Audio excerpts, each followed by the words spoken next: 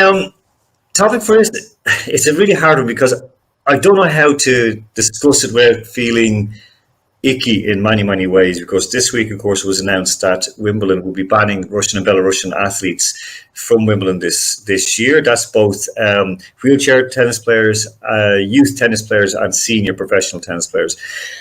Um, this is on top of Russian and Belarusian athletes being banned from, who are already there, basically are banned the day before the Boston and New York marathons. Um, it's a very, very hard time at the moment. We know that Russia needs to be punished in many, many ways. There's not going to say what about like what happened here or here. No, Russia needs to be in one way made an example of, but it does seem a bit strange, Andy Mac, that this whole Wimbledon thing has blown up. In addition, they're coming hot in the tail of the whole Boston and New York marathons. Blowing up's probably the wrong word then. Moving on from that. Yeah, it's a weird one. The players want to challenge themselves against the very best at the top. And you've got 2 or 3 in the men's, in the top 50, same in the women's, 5 or so in the top 100. For me, I in some regards, I can understand why it's been done. This sort of concept that if one of the Russian or Belarusian players were to win it, it's kind of, is it glorifying Russia in some way? But it's an individual sport, well, aside from the doubles, obviously. But so I don't really see how it really impacts in that. I can see it being done in a light that I think the Russian players and Belarusian players would probably get stick from the fans unnecessarily. But I think by banning them now and doing it so close to the tournament as well, in effect, you're actually, excuse the terrible tennis pun, you're just pushing the problem down the line a bit. And I think, in fact, because they've been banned once, I think the intensity of the abuse that they might get in the future will probably be worse for it.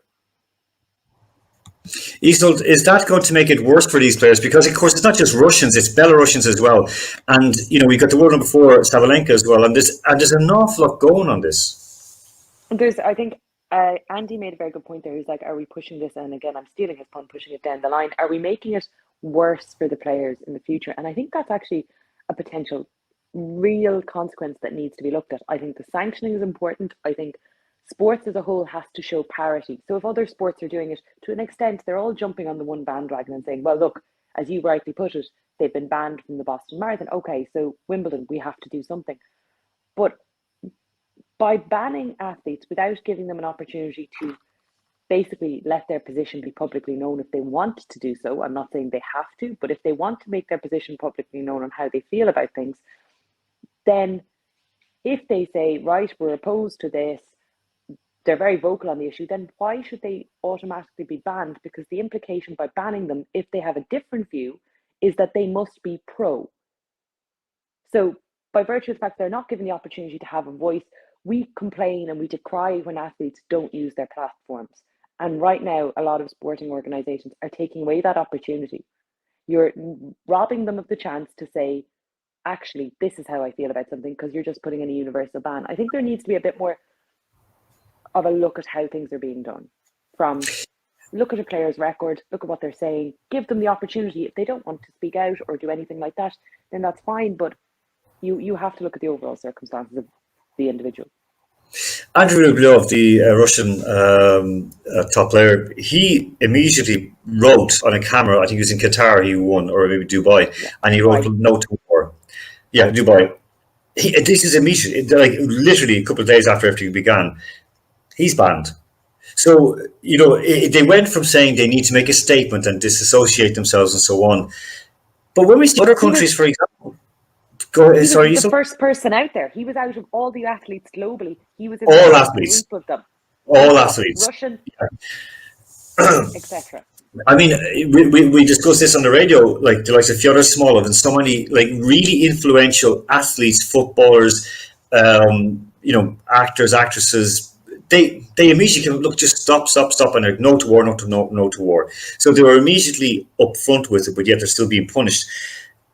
For me, during the week, there was 2 things that came home to me. One was, and Andy, I'll ask you this, during apartheid in South Africa, for a long time, the Fed Cup and Davis Cup were allowed South Africa was allowed to compete.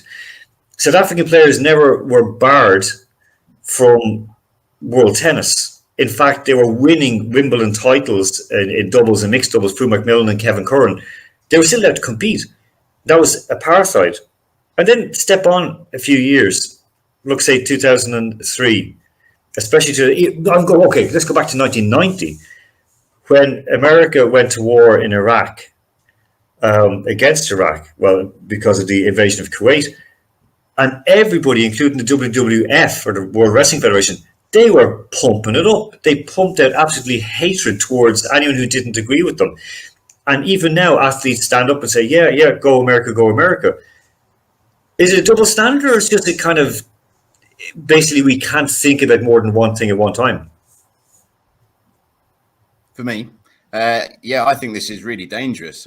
It's kind of opening up Pandora's box for a lot of issues now that are political, that shouldn't really be involved in sport. Are we going to start, if Nike and all these other companies are criticizing China over its human rights, are we now going to start banning Japanese players from Olympics over certain issues that they don't like? Are you going to ban them from certain countries that they can no longer travel to? It's going into grounds where there are legal aspects that I am not qualified to talk about.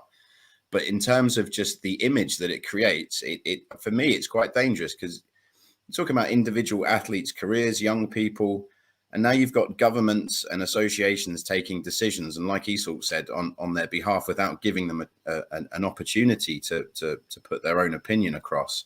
And certainly, I remember, I think it was just last week, Man City's Ukrainian player out talking to the Daily Mail, saying it's disgusting that his former club in Russia were not speaking out against the war.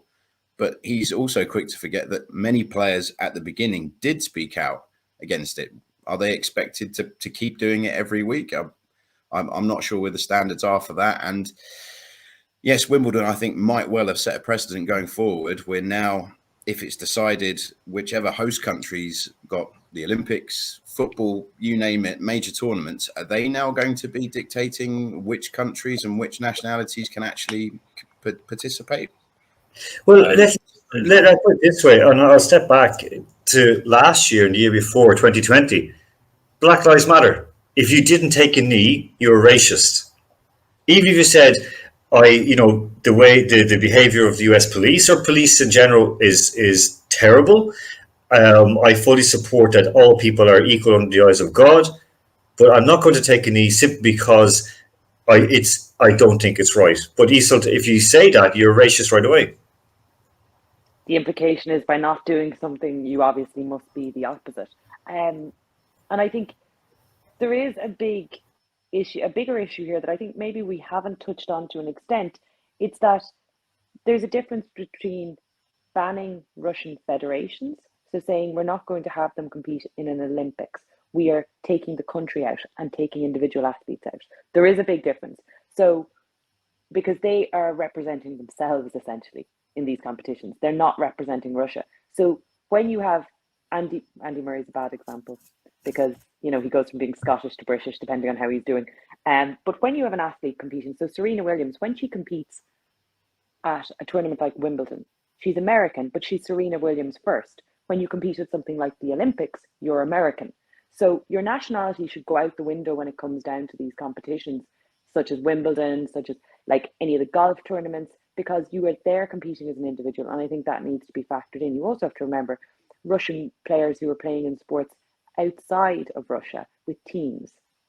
They're there competing as part of that team. And I think the association between your country and how you automatically are treated is a dangerous one.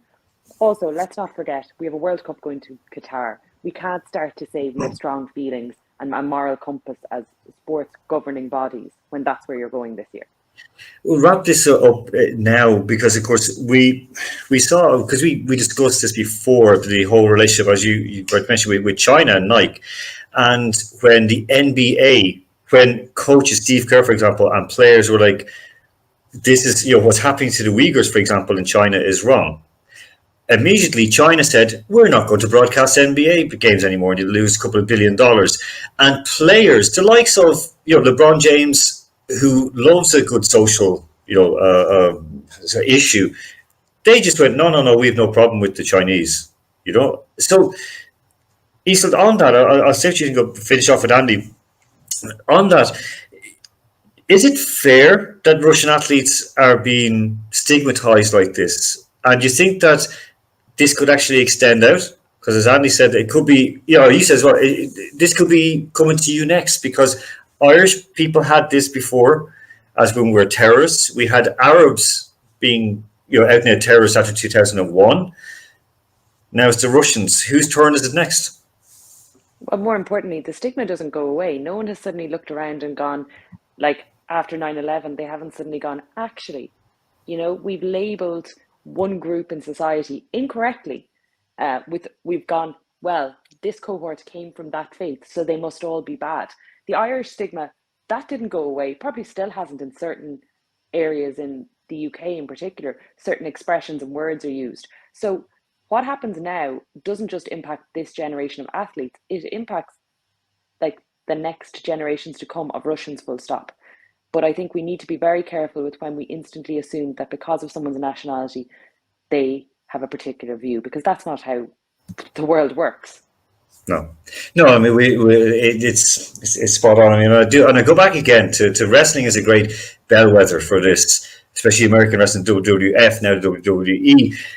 They had the Sergeant Slaughter and the Iron Sheik, who were waving the Iraqi flag in 1990 around the arenas, and people there literally wanted to get into the ring and kill them. They were attacked. Before that, you had the Bolsheviks, and I'm old enough to remember. I'm older than you guys, not put together, but old enough that I remember when the bad guys. You had Rocky IV, you had Red Scorpion, you had Red Storm Rising. This doesn't go away. You're right, doesn't go away. Andy, final word with you on this. When is this going to end? That is an impossible question to answer at the moment. I'd say one of the most baffling things I saw this week was an expert on trash TV in America talking about that this is the equivalent of economic sanctions, banning ballet, banning sports, banning athletes, banning etc. And then at the end of the segment, the same person admits that it's not going to change the government's policies. So you're applying sanctions knowing that it's going to have little or no effect to the general things that would affect the public and directly the athlete. So until the government's policy changes, I foresee that these sanctions will remain.